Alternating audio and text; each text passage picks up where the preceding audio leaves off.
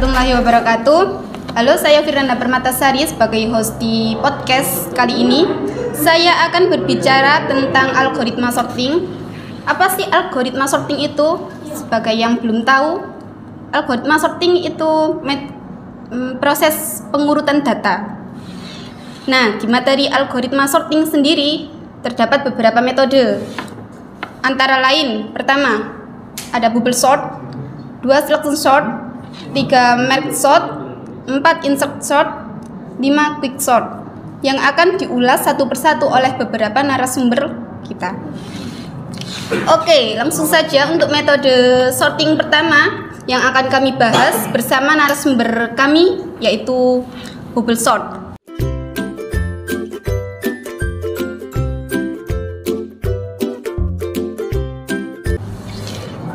Di sini sudah ada narasumber kami.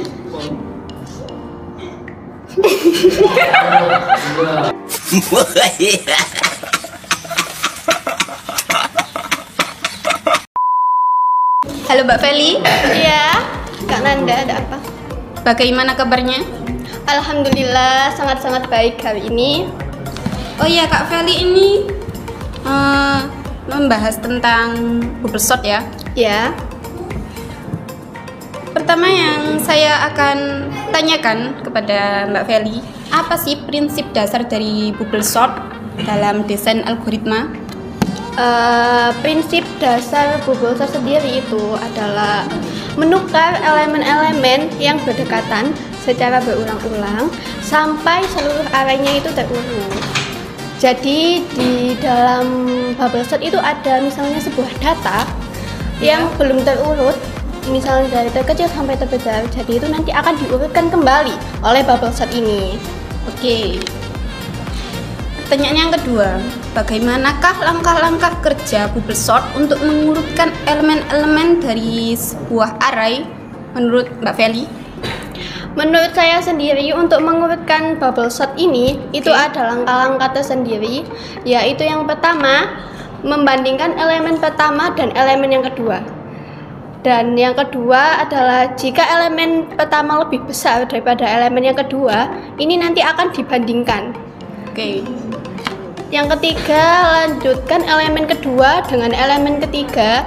Jika elemen kedua dengan elemen ketiga ini lebih besar dari elemen yang ketiga, maka dibandingkan lagi. Jadi begitu terus-menerus sampai arraynya itu terurut. Oke. Dari yang Mbak Feli sampaikan tadi, tentu ada kelebihan dan kekurangan bubble sort. Apa kelebihan dan kekurangan bubble sort menurut Mbak Feli? Menurut saya, kelebihan dari bubble sort ini adalah mungkin bubble sort saat ini tuh lebih sederhana untuk diimplementasikan daripada sort-sort yang lainnya. Oke. Jadi lebih gampang untuk memakai apa ya?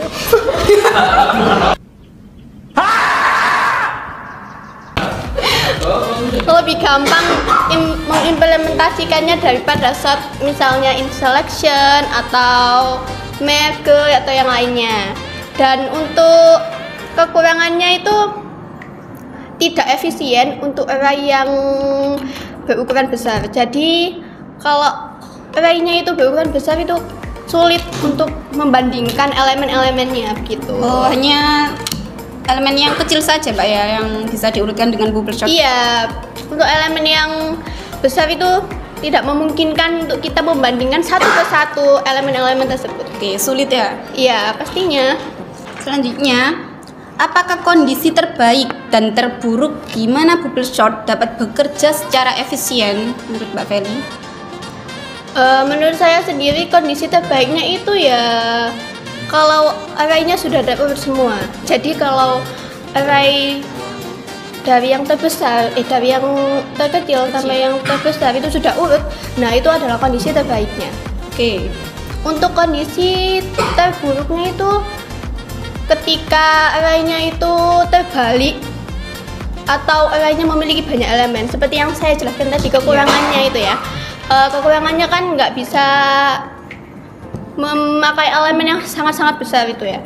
Jadi itu sih yang kondisi terburuk dari bubble shot ini.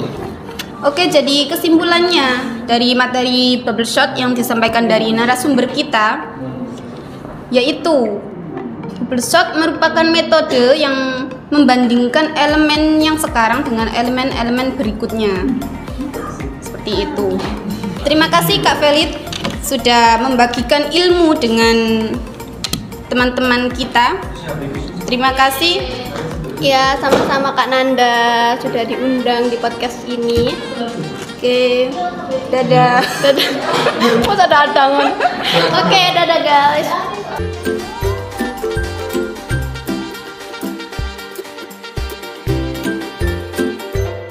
Oke, lanjut materi yang kedua yang akan kami bahas bersama narasumber kita, yaitu metode selection shot. Narasumber kita yang kedua adalah Mbak Sinta. Bagaimana kabarnya Mbak Sinta? Ya, baik, alhamdulillah. Oke. Di sini kami akan bertanya tentang metode selection shot dalam algoritma sorting. Pertanyaan pertama, apa itu selection shot dan bagaimana cara kerjanya dalam desain algoritma menurut Mbak Sinta? Selection sort adalah algoritma pengurutan sederhana yang bekerja dengan cara memilih elemen terkecil dari array dan menukar posisinya dengan elemen yang kedua. Kemudian elemen terkecil berikutnya dipilih dari array yang belum terurut dan ditukar dengan elemen yang kedua, dan begitu seterusnya. Proses ini diulang hingga seluruh array diurutkan. Cara kerja selection sort sendiri adalah dengan mencari elemen terkecil dalam sub-array yang belum terurut dan menukar posisi elemen tersebut pada posisi selanjutnya sampai proses itu menghasilkan array yang terurut. Oke. Mengapa selection shot dikategorikan sebagai algoritma pemilihan selection? Karena dalam setiap literasinya, algoritma tersebut melakukan pemilihan, yakni selection, elemen terkecil dari sub-array yang belum terurut dan menukarnya dengan elemen pada posisi penanda. Selanjutnya, dari yang Mbak Sinta sampaikan, tentu ada kelebihan dan kekurangan atau kelemahan.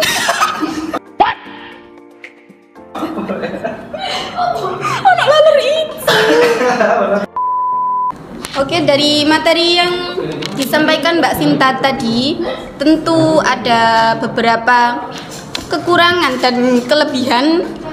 Bisa Mbak Sinta sampaikan kekurangan dan kelebihan selection shot itu apa saja? Yang pertama untuk kelebihan selection sort, yakni implementasi yang sederhana. Algoritma selection sort memiliki implementasi yang relatif sederhana dengan jumlah kode yang sedikit dan mudah dipahami. Yang kedua, in-place sorting. Artinya melakukan pengurutan di tempat, tidak memerlukan alokasi memori tambahan. Oke. Untuk kelemahan selection sort yaitu kompleksitas waktu. Selection sort memiliki kompleksitas waktu O(n²), di mana n adalah jumlah elemen. Hal ini membuatnya kurang efisien untuk jumlah data yang besar. Dan juga kelemahan selection sort sendiri tidak cocok untuk data yang hampir terurut. Dapatkah selection shot digunakan untuk mengurutkan data yang memiliki tipe data yang berbeda, misalnya angka, string, atau objek custom? Iya, Kenapa selection itu? sort dapat digunakan untuk mengurutkan data dengan tipe yang berbeda, termasuk angka, string, atau objek custom. Dalam selection sort, perbandingan elemen-elemen yang dilakukan menggunakan operator perbandingan yang ada dalam bahasa pemrograman yang digunakan. Operator perbandingan ini dapat bekerja pada berbagai tipe data, yaitu termasuk tipe data numerik seperti integer atau float, tipe data string, bahkan tipe data objek custom. Jadi itu jawaban dari Anda, Mbak ya. Oke, selanjutnya, apakah selection shot itu stabil? Apa artinya sebuah algoritma pengurutan stabil menurut Mbak Sinta? Ya, selection sort adalah algoritma pengurutan yang sangat stabil. Stabilitas dalam konteks algoritma pengurutan merujuk pada kemampuan algoritma untuk mempertahankan urutan relatif dari elemen-elemen yang memiliki nilai yang sama saat diurutkan. Oke, pertanyaan selanjutnya. bagaimanakah selection sort dapat dioptimalkan untuk meningkatkan kinerjanya? Ada beberapa cara untuk mengoptimalkan kinerja selection sort. Yang pertama adalah mengurangi jumlah pertukaran. Yang kedua dengan menerapkan early termination, yakni selama pencarian elemen terkecil dalam setiap literasi, jika tidak ada elemen yang lebih kecil ditemukan setelah beberapa langkah, algoritma dapat menghentikan pencarian lebih awal. Yang ketiga, mengoptimalkan pencarian elemen terkecil. Dan yang keempat, implementasi dengan algoritma pengurutan lain. Namun perlu dicatat bahwa meskipun optimasi tersebut dapat meningkatkan kinerja selection sort, algoritma ini tetap memiliki kompleksitas waktu O(n)².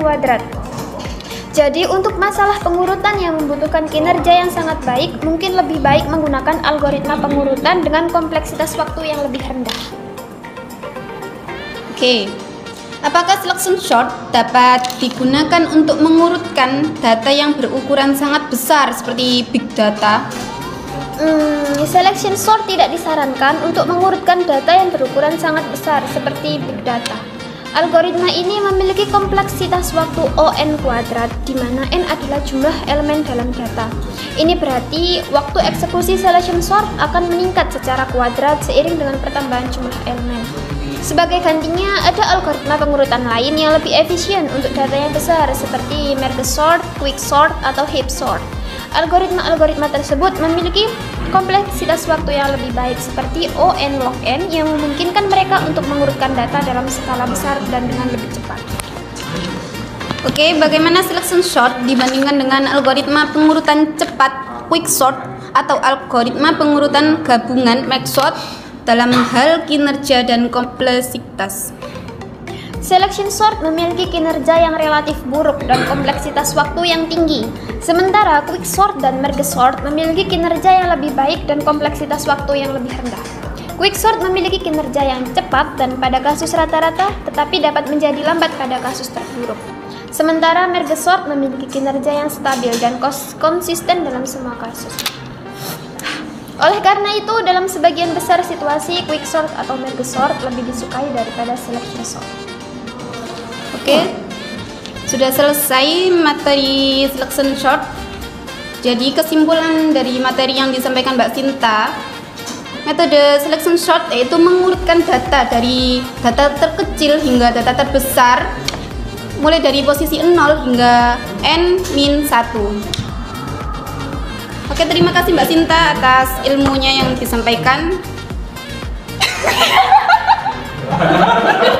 Terus sampaikan nggak langsung malah pergantian terus gak dadan. Oke.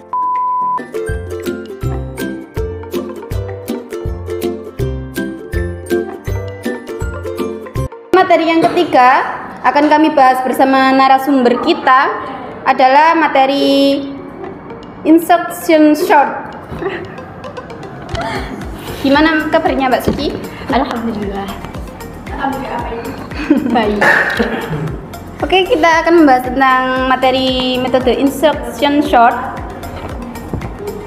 Pertama, pertanyaan yang saya tanyakan adalah terdapat beberapa teknik algoritma untuk melakukan pengurutan seperti instruction sort. Apa itu instruction sort? Instruction sort adalah suatu metode pengurutan data dengan melakukan penempatan setiap elemen data pada posisinya dengan membandingkan dengan data-data yang sudah ada. Insert sendiri memiliki arti menyisipkan, sedangkan sort adalah mengurutkan. Jadi yang dimaksud instruction sort itu adalah algoritma yang digunakan untuk mengurutkan data dengan mengambil elemen data pada array, kemudian menempatkan data tersebut pada posisi yang sesuai dengan pengurutannya. Kemudian jika data tersebut diurutkan secara ascending, maka pengurutannya menaik atau data tersebut diurutkan dari data yang terendah sampai data yang tertinggi. Dan jika descending, maka sebaliknya. Oke, berarti descending ini dari besar yang ke yang terkecil, Mbak ya? Iya.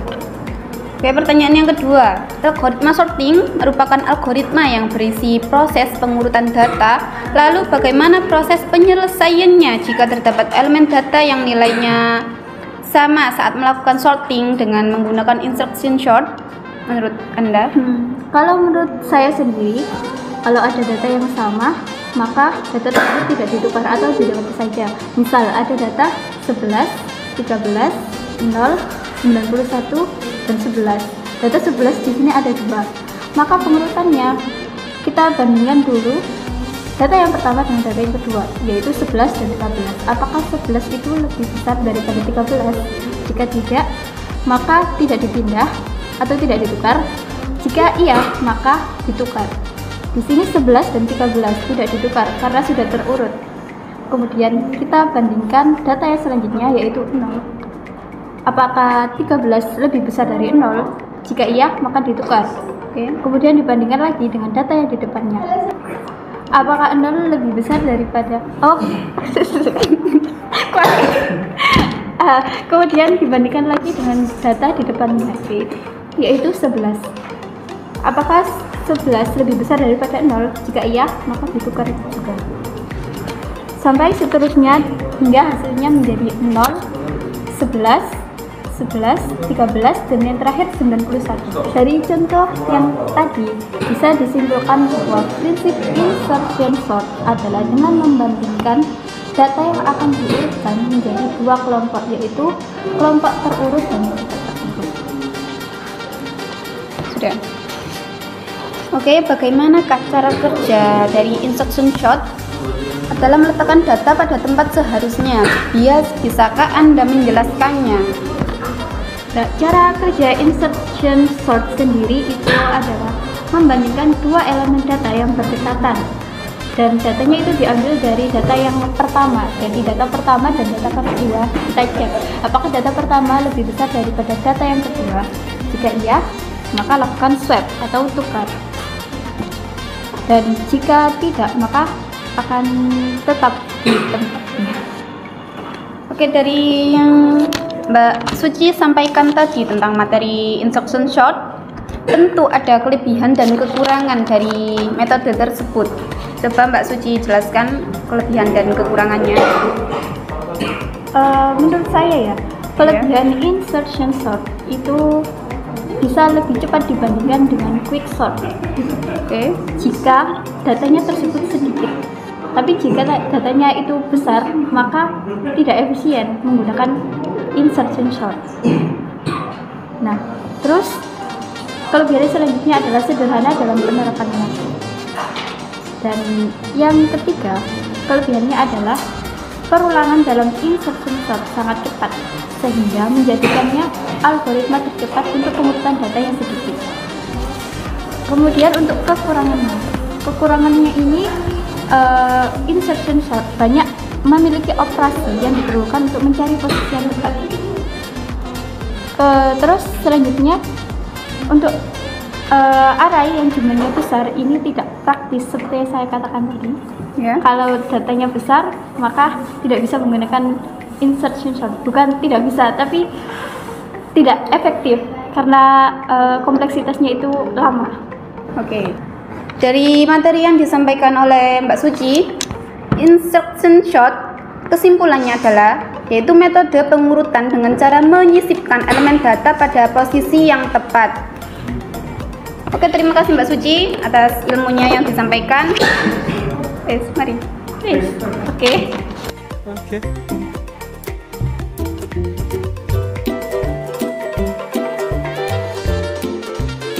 Oke, materi yang selanjutnya adalah materi keempat yang akan kami bahas bersama narasumber kita adalah metode quicksort.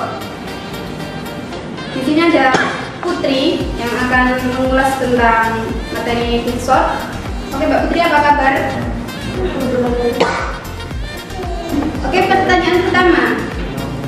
Menurut Mbak Putri, quicksort dikatakan sebagai sorting tercepat. Bisakah Anda menjelaskan bagaimana cara kerja dari quicksort dalam mengurutkan data?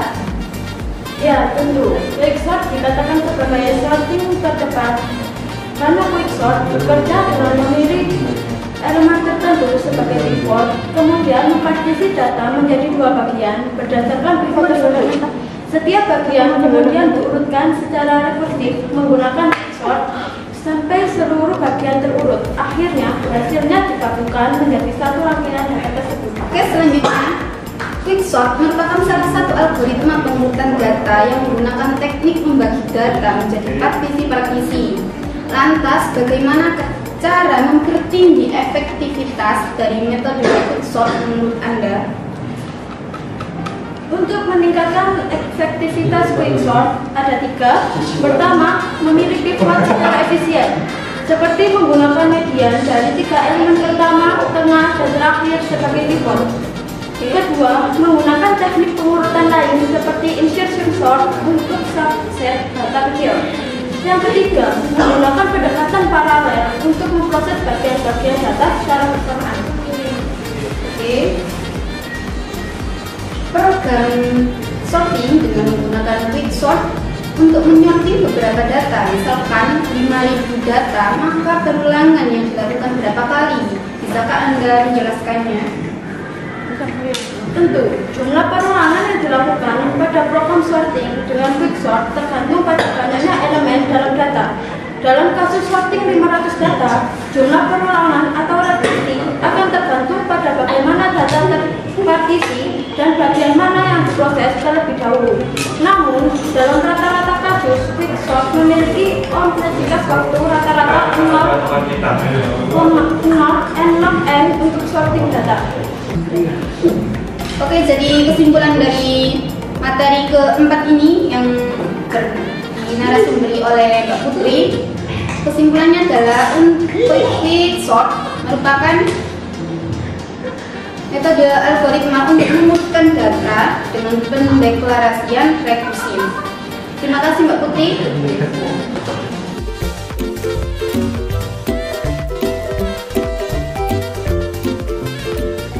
Materi kelima yang akan kami bahas bersama narasumber kita yaitu metode quicksort yang dinarasumberi oleh Mas Afif. Gimana kabarnya Mas Afif? Alhamdulillah baik. Kita akan membahas tentang materi quicksort. Saya akan bertanya kepada Mas Afif.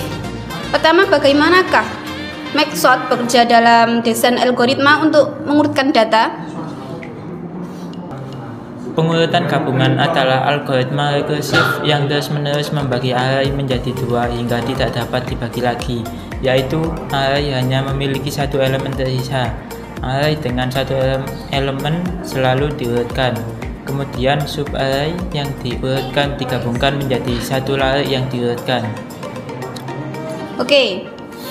Apa kompleksitas waktu time complexity dari quicksort? Apakah algoritma ini efisien untuk mengurutkan data dalam jumlah yang besar menurut Anda? Ya, quicksort cocok digunakan pada aplikasi pengolahan data yang kompleks dan membutuhkan pengurutan data dengan jumlah yang sangat besar. Dan quicksort dapat mengurutkan data dengan kecepatan yang cukup tinggi, tergantung pada jumlah data yang diurutkan.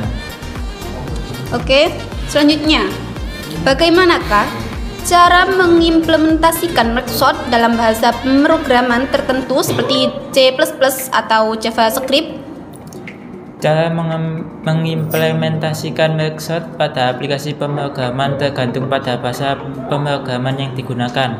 Namun, dasar penggunaan quicksort adalah dengan memecah data menjadi 2 bagian dan menggabungkannya kembali hingga menjadi data yang terurut secara keseluruhan.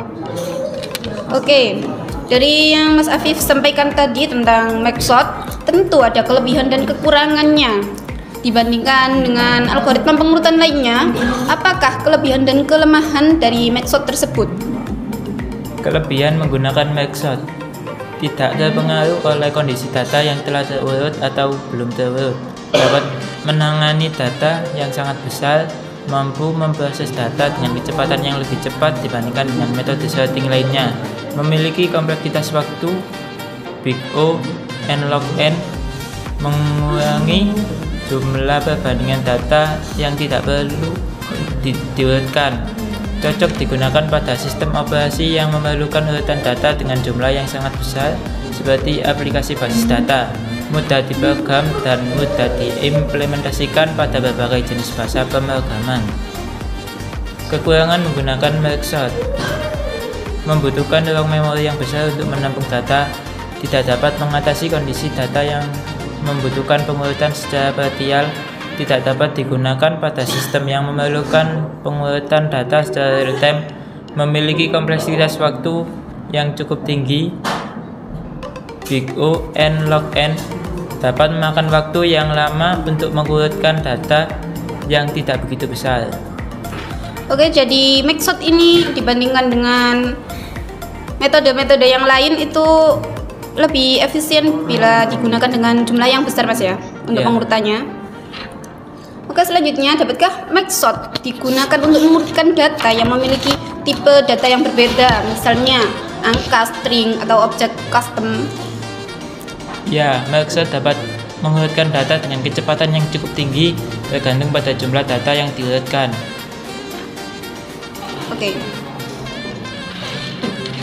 Oke, kesimpulan dari materi yang disampaikan dari narasumber kita, Mas Afif, di materi Quicksort. Oke, jadi kesimpulan yang dapat diambil dari yang diterangkan Mas Afif tadi dari narasumber kita tentang materi metode Merkshot, yaitu pengurutan data yang bekerja dengan membagi data menjadi dua bagian secara reklusif. Oke, terima kasih Mas Afif tentang materi yang disampaikan. Terima kasih telah bergabung di podcast kami. Kami berharap Anda menikmati episode ini dengan mendapatkan wawasan dan inspirasi. Oke, wassalamualaikum warahmatullahi wabarakatuh.